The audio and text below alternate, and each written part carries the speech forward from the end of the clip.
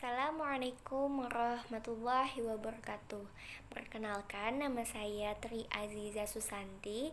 Di sini saya akan menjelaskan tentang konsep thaharah dalam Islam. Thaharah ini perihal yang amat penting bagi seorang muslim, bukan hanya terkait wudhu dan tayamum saja, tetapi banyak sekali konsep dalam agama Islam yang seharusnya kita jalankan dalam kehidupan sehari-hari. Ada beberapa konsep yang bisa kita ajarkan kepada siswa SD atau MI. Yang pertama yaitu mensucikan najis. Umat yang paling memperhatikan urusan najis hanya terdapat dalam ajaran agama Islam. Contoh ada dalam Quran surah Al-Mudaththir ayat 4 yang artinya, dan pakaianmu bersihkanlah. Ada berbagai cara yang dianjurkan untuk mensucikan najis, mulai dari mencuci, mengelap, menggosok, menggesekkan, atau mengubah wujud suatu benda. Yang kedua adalah mandi janabah. Mandi janabah hanya ada dalam ajaran agama Islam. Mandi janabah disyariatkan dalam ajaran Islam, baik yang hukumnya wajib maupun yang hukumnya sunnah, karena dalam keadaan tertentu. Hal ini terdapat dalam Quran surah Al-Maidah ayat 6, yang artinya, wahai orang-orang yang beriman, apabila kamu hendak melaksanakan sholat, maka basuhlah wajahmu dan tanganmu sampai ke siku, dan sapulah kepalamu dan basuh kedua kakimu sampai kedua mata kaki. Dan jika kamu junub, maka mandilah.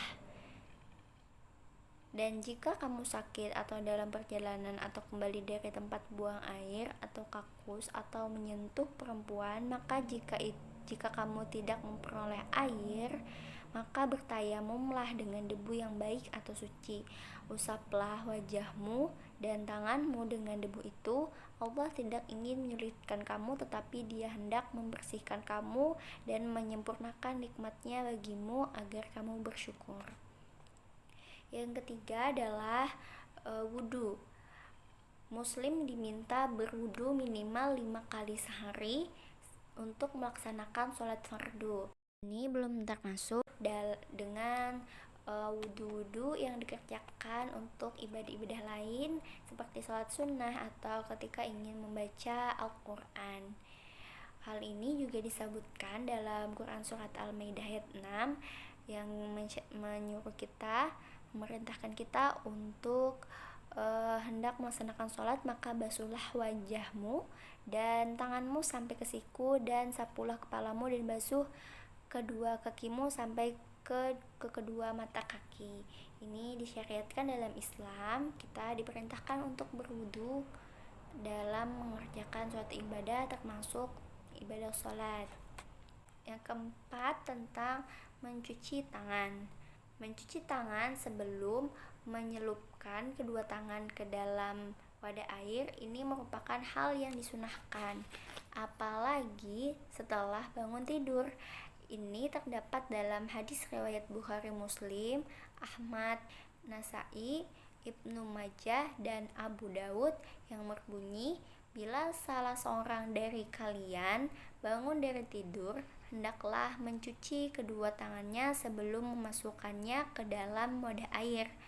Dalam hadis tersebut disebutkan karena kalian tidak mengetahui di mana tangan kalian tadi malam. Yang kelima yaitu cara beristinja. Satu-satunya ajaran agama yang di dunia ini yang mengajarkan bahwa mewajibkan istinja setelah buang air besar ataupun kecil adalah Islam. Sebab yang keluar dari tubuh manusia, baik itu buang air besar ataupun buang air kecil, itu adalah najis, tentunya benda-benda yang mengandung penyakit.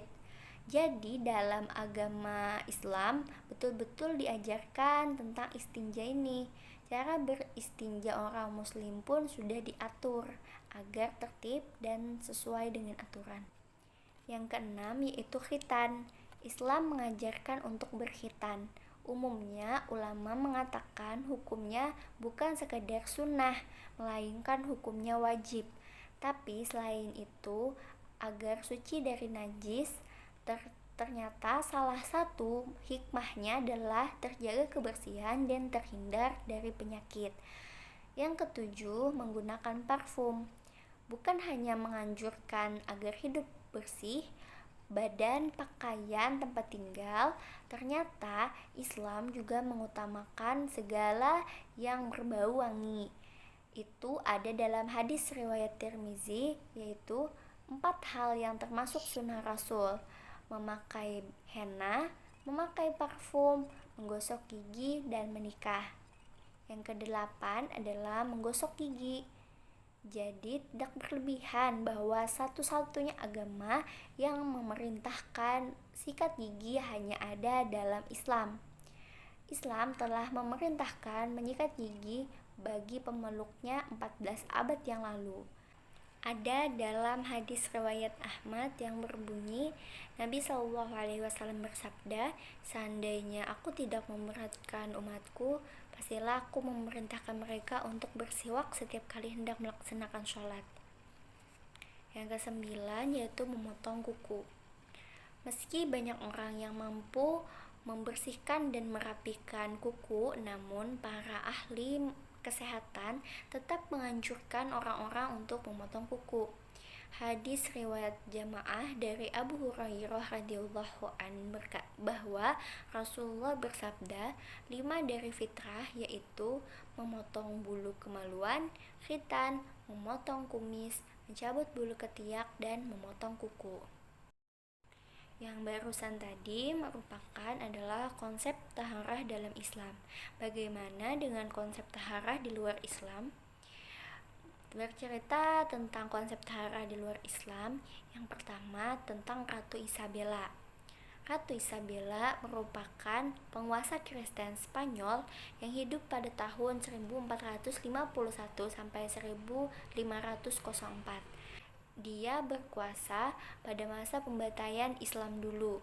Tercatat dalam sejarah dia ratu yang tidak pernah mandi seumur hidup. Dia hanya mandi pada malam menjadi pengantin tahun 1469. Dia mandi pada saat lahir menjadi pengantin dan hanya pada saat ketika dia meninggal. Hanya pada 3 waktu tersebut itulah dia mandi. Sisanya dia tidak mandi. Ini malah dijadikan sebuah kebanggaan. Entah dengan alasan apa, tetapi dia merupakan pemeluk agama Nasrani yang taat. Dan dalam kekuasaannya termasuk tokoh yang telah banyak menghabisi sisa-sisa basis kekuatan umat Islam di Spanyol. Yang kedua adalah cerita Raja Louis XII. Beliau adalah Raja Prancis, dianggap sangat indah karena Prancis terkenal dengan seninya. Raja tersebut hanya mandi 2 kali dalam hidupnya, yaitu ketika dia lahir dan ketika dia meninggal. Sangat aneh, pada masa kerajaan Nasrani tetapi jarang mandi, berarti tidak ada konsep mandi dalam ajaran agamanya. Yang ketiga bercerita tentang Raja Henry IV. Beliau juga Raja Prancis.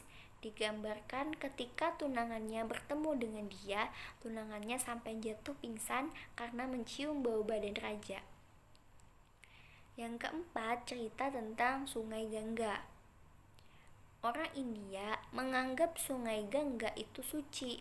Konsep air suci orang India dengan konsep air suci orang Islam itu sangat jauh berbeda. Mereka meyakini semakin digunakan air tersebut untuk aktivitas manusia, semakin bertambah keberkahannya.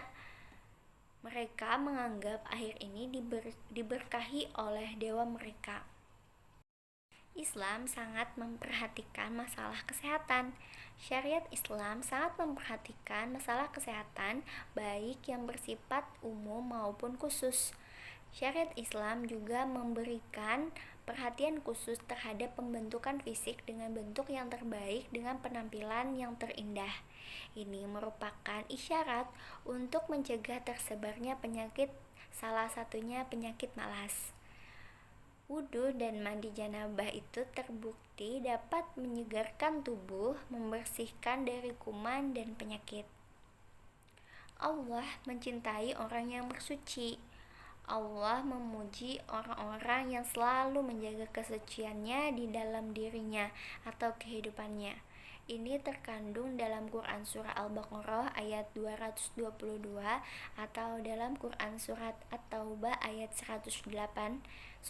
Sosok pribadi muslim sejati adalah orang yang bisa menjadi teladan atau idola dalam hal yang positif di tengah manusia dalam hal kebersihan atau taharah baik zahir maupun batin.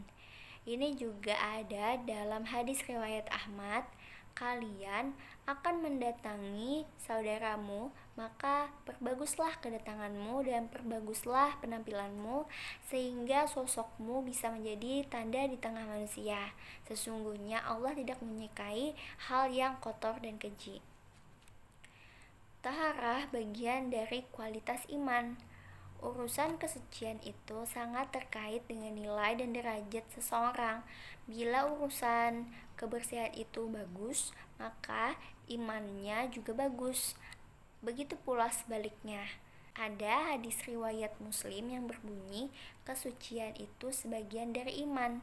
Kesucian itu juga terkait sah tidaknya ibadah kita. Ada hadis riwayat Abu Daud, Tirmizi dan Ibnu Majah berbunyi dari Ali bin Abi Thalib bahwa Rasulullah Shallallahu Alaihi Wasallam bersabda, kunci salat itu adalah taharah atau kesucian. Allah tidak menerima orang yang mempersembahkan ibadahnya dalam keadaan yang kotor. Sekian yang bisa saya sampaikan mengenai konsep taharah. Maaf apabila ada banyak kekurangan.